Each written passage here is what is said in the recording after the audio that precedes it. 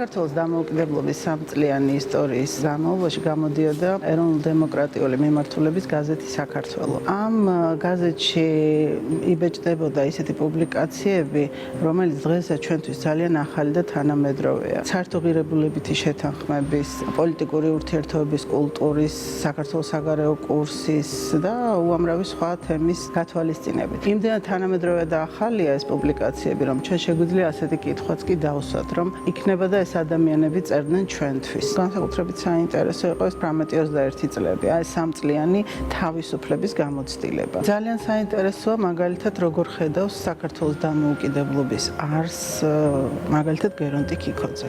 ახლა, როდესაც წამოყენებულია საკითხი საქართველოს დამოუკიდებლობისა და თავისუფლების შესახებ, ეს ხდება არა თვით ჩვენი საკუთარი მისწრაფებით და ნებისყოფით, არამედ ამის გარეშე.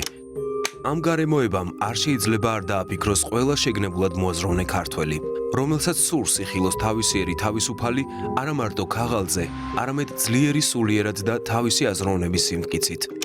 იდეალისა და სინამდვილეს შორის ეკილიბრის გამოძებნაშია კანონმდებლის დანიშნულება. ეს ორი ნიშნული არც ერთ წუთს არ უნდა დაიკარგოს, თორემ ვიცით ქვეყნები, რომლებიც გაქანებულ დემოკრატიულ იდეალს ჯურღმულში გადაუჩეხია. როგორც ეს ადამიანები ფიქრობდნენ, ეს არის რა თქმა უნდა ლეგიტიმური კითხვების დასმა და ეთიკური სადისკუსიო ველის გახსნა. და ეს ავტორები იყვნენ ისეთი ადამიანები, რომელნიც იმ დროის ინტელექტუალური შესაძლებლობებით გამოირჩეოდნენ და საუკეთესო ნაწილი იყო საზოგადოების სპირიდონ კედია, გრიგოლ რობაქიძე, გიორგი გვაზავა, გრიგოლ ვეშაპელი, გერონტი ქიქოძე, ტიტე მარგველაშვილი და ასე შემდეგ. რა იყო ის მთავარი საყრდენები და საფუძვლები, საიდანაც ამ ადამიანების ნაზრევი გახდა ასეთი თანამედროვე და მნიშვნელოვანი. ამისთვის მოგვიწევს ცოტა წარსულში სიძველიდან ამოვწიოთ ჩვენც ისეთი თემები, რომლებიც დაიბადა ანტიკური და ქრისტიანული კულტურის სინთეზის შედეგად. რა შეიძლება ყოფილიყო ამ ადამიანებისთვის სიღრმისეული გადააზრება ეპოქის პრობლემების, მთავარი საკითხების და შესაბამისად ამას მოჰყვებოდა ხოლმე მართალის საქმეც, მართალის საქმის აღსრულებაც. სხვანაირად არ ხდებოდა. მოწინააღმდეგის აზრს თავიდან ბოლომდე უნდა მოსმენა, მთლიანად აწონ-დაწონვა, ერთიანად გათვალისწინება და შეფასება. შუა ევროპის სახელმწიფოების გეგმას არ ეწინააღმდეგება ჩვენი დამოუკიდებლობა და სახელმწიფოებრივი არსებობა. ამდენი მტკიცება არ დაგჭირდებოდა საზოგადოება და ხელმძღვანელი წრეები ოდნავ მაინც რომ იცნობდნენ ევროპულს, კერძოდ გერმანულს, მეცნიერულსა და პუბლიცისტურ ლიტერატურას. ზუსტად იმიტომ არის ეს საკითხები ჩვენთვის მნიშვნელოვანი, რომ რაღაცნაირად მოხდეს ბოლოს და ბოლოს რაღაცა აი ამ მოჯადოებული წრიდან თავის დახსნა, ფიქრი მაინც რომ დავიწყოთ იმაზე, როგორ შეიძლება ამის გაკეთება. და ეს პუბლიკაციები, რასაც წიგნიც მიუძღვენი ჩვენ და ელექტრონული წიგნი არსებობს, საქართველოს დამოუკიდებლობის აქტის პუბლიცისტური გააზრება 1918-21 წლები, თვალსაჩინოდ გამოჩნდა, რომ ეს პრობლემები, ეს თემები, რადგან ახლა ჩვენ ვლაპარაკობთ ყოველდღიურად და გონია, რომ რაღაცა გადაულახავია, არსებობდა 100 წლის წინაც. აი მაგალითად საზოგადოების დაპირისპირებულობის საკითხი, ვთქვათ, პოლიტიკური ურთიერთობების კულტურის საკითხი. უბრალოდ ჩვენ შეგვიძლია ენით მივხვდეთ, რომ ეს არ არის თანამედროვე ტექსტები. წავიკითხოთ, რას წერდნენ ეს ადამიანები, დარწმუნებული ვარ, განმასხვავებელი ისეთი შინაარსობრივი თვალსაზრისით არც არაფერი იქნება იქ. ჩვენ შეგვიძლია ენით მივხვდეთ, რომ ეს არ არის თანამედროვე ტექსტები. თითქოს ისინი დღეს, აი ჩვენს დღევანდელობაზე წერენ. დაივიწყეთ დროებით მაინც შინაური ანგარიშები, ამოიღეთ გულიდან ძმათა ძულება. არა პროლეტარიატი, არა ბურჟუაზია, ან სხვა რაიმე ნაწილი ხალხისა, არამედ მთლიერი.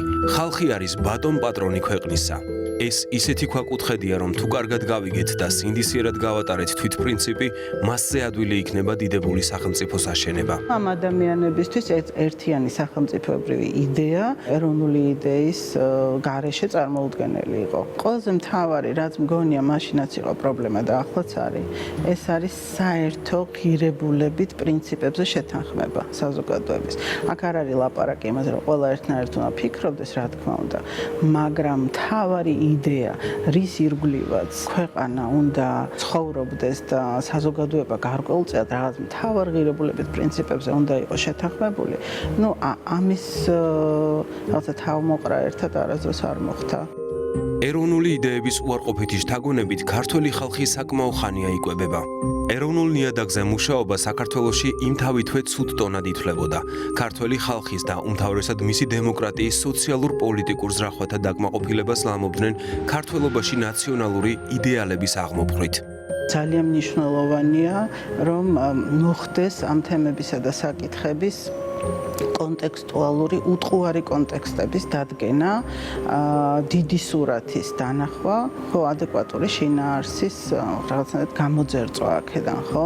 სხვაგვარად, პირადად მე წარმოუდგენლად მიმაჩნია, მაშინ ეს ადამიანები თავისი ტექსტებით დარჩებიან ცალკე და არაფერი საერთო ჩვენ შორის აღარ იქნება. მიუხედავად იმისა, რომ იდენტური პრობლემები და საკითხებია.